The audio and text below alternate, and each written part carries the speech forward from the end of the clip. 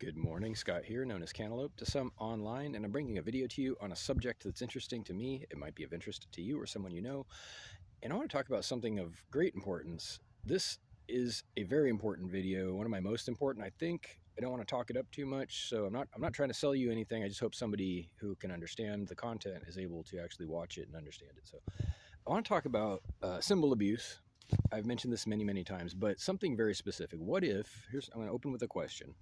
The question is, if somebody told you that a big problem that everybody has assumed is unsolvable was somehow solved all of a sudden, would you even be able to entertain that conversation seriously? If something you had heard all your life from when you were the time you were born, such as, wisdom passed down, like life isn't fair, this kind of stuff, what if 90% of the basis for that wisdom was about a problem that had been thought to be unsolvable but was in fact very solvable? Would you be able to entertain that conversation? Would you be able to believe it? I think it's easy to say yes, but it's also not proven until it's proven. I think that it's easier said than done to change our core beliefs as people, especially as you get older. They calcify, you confirm them, and it becomes hard-coded, so to speak. This is, as an aside, the beauty of open-mindedness of youth, because they are more flexible in terms of, understanding things, thinking outside the box, so to speak, and seeing the logic that may contradict things that they had thought previously that were not correct. So anyway, I want to get to the point. The point is that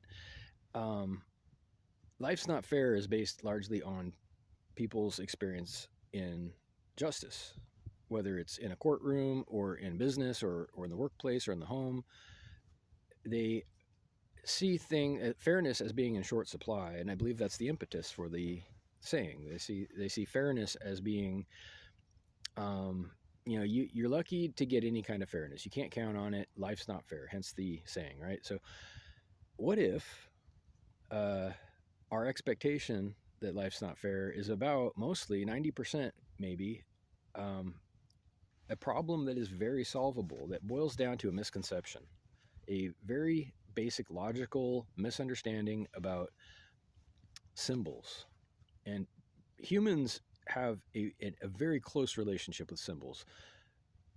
What would you say is the biggest part of being human in a society? Would you say that perhaps communication among your fellow humans is pretty big? I think it probably is. It's significant. Communication involves turning reality into a symbolic form. We call it language, and then you convey it to another person via writing or text, or speech or text, and they decode it, right? They decode the symbols and form a mental picture of what you're trying to say. Okay, so the only way we can communicate, in a conventional way, is by rendering things symbolic and then decoding them. Okay, so having evolved as language speakers, we have an intimate relationship with symbols, and they are so deeply ingrained in our makeup and our just everyday life that we don't even really see the forest through the trees. Maybe you've heard that one. But there's a problem here. There's a problem here when symbols can be hijacked. The problem is that a symbol can mean multiple things, and a symbol, once made into a symbol, has no context. Finally, the biggest problem of all is that a symbol is liable to fit many things inappropriately. A symbol, such as a word, take a word for example, wind and wind, two completely different words. But if you write them down in a sentence, suddenly there's ambiguity. And there's an opportunity for abuse. There's an exploit here where a person in the middle between two communicators can, and sometimes does, reinterpret things. They redirect the meaning to their own advantage. And this is an abuse when they're doing it for selfish reasons, knowing full well that they're warping the original meaning of the sentence. Sometimes people do this. It's called symbol abuse. So what if, I'm going to get back to the question. The question is, what if 90% of the wisdom that life isn't fair is about people not understanding that when you fit a symbol to a behavior, such as when someone is called out for breaking a rule or breaking the law, what you're doing is you're just matching the symbol to every little thing it can possibly fit. You're running around with your symbol saying, okay, if it fits this, then that must be what you're doing. But there's a very good chance it's not what the person's doing. In fact, to assume that they are doing something untoward or improper just because a symbol fits their behavior is what we call a presumption of guilt. This is the confusion. There's actually a very elegant solution to this entire legal problem. The problem that you think makes life not fair. In policymaking, in homes and businesses, in courtrooms, there's a very simple, logical, elegant solution to this. And it makes complete and total sense. It's about not just assuming that because a symbol fits something, that it is that thing. You need the context. The context defines the meaning of anything. But as humans, we depend so heavily on our symbols, we confuse the symbol for the thing. It's so reflexive, is the word, to decode symbols for most people. As soon as we see the symbol, the picture of reality appears in our mind. And what the effect this has is that we confuse the symbol for the thing itself. A drawing of a person, or a photograph of a person, or a video of a person is not the actual person. It's not. It can never be. It's taken out of context. It is made symbolic. And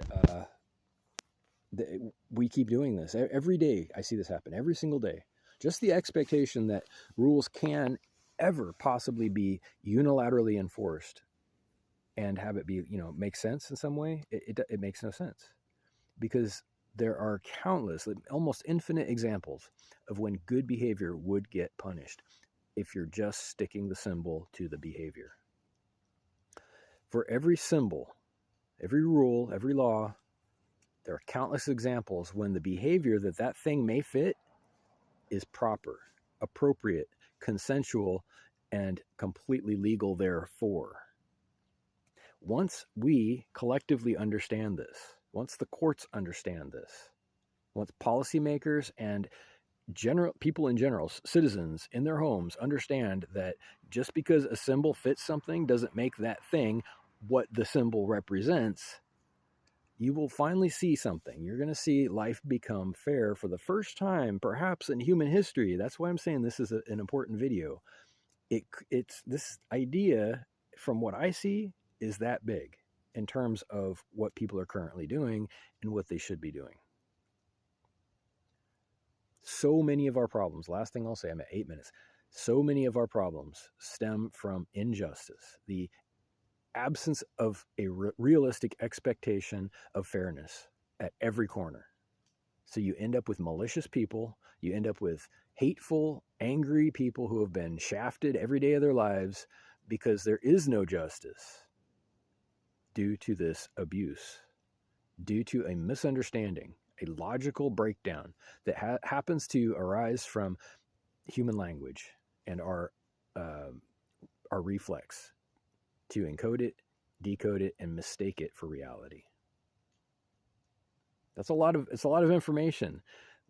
Summary, cliff notes, the tiny little sound bite here at the end. Just because the symbol fits something doesn't mean that it was a bad behavior. There has to be damage. As an aside, there has to be some kind of damage outside of a contract, or that symbol doesn't even belong here, until at which point there is. Reach out if you like with questions or comments to whitehotrobot@gmail.com. Thank you.